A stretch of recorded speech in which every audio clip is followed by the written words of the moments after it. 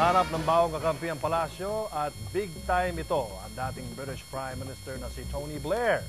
He is now advisor on the peace process. But will this end the hostage drama in Mindanao?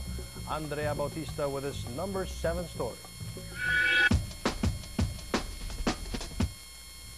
Napadaan lang si Tony Blair para sa isang speaking engagement sa mga businessmen na appoint na peace advisor ni President Arroyo.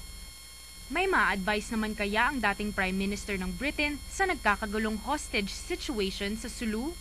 Sinisisi ni Senator Richard Gordon ng AFP kaya hindi natuloy ang release ng isang hostage nitong weekend. Imbis na pagbigyan ang negosasyon, inatake pa rin ng mga Marines ang may hawak sa 3 ICRC volunteers. Ito naman ang paliwanag ng AFP.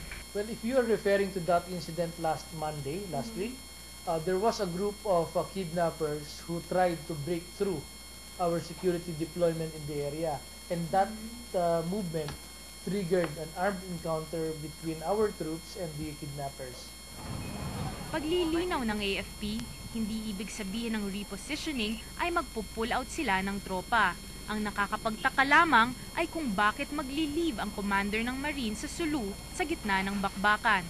Lilipad ng Colombia si General Juancho Saban para umattend daw ng anti-terrorism conference.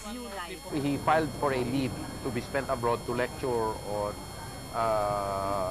counter-terrorism, and it was approved a long time ago. Hindi ito ang unang beses na naipit si Saban sa isang kontrobersyal na military operation. Noong una, naambush ng mga rebelde ang mga Marine sa Basilan. Ilan sa mga ito ang pinugutan. Nang magpadala si Saban ng mga tropa para parusahan ang mga rebelde, pati ang mga ito naambush uli. Nilinaw ni Secretary Chudoro si Saban pa rin naman daw ang mamumuno ng operations pagbalik niya. Pero hindi niya masasabi kung ma-e-extend ang leave ni Saban. Hindi daw muna gagawa ng assessment ng AFP ang nangyaring sagupaan sa pagitan ng kanilang Sulu troops at ng Abu Sayyaf.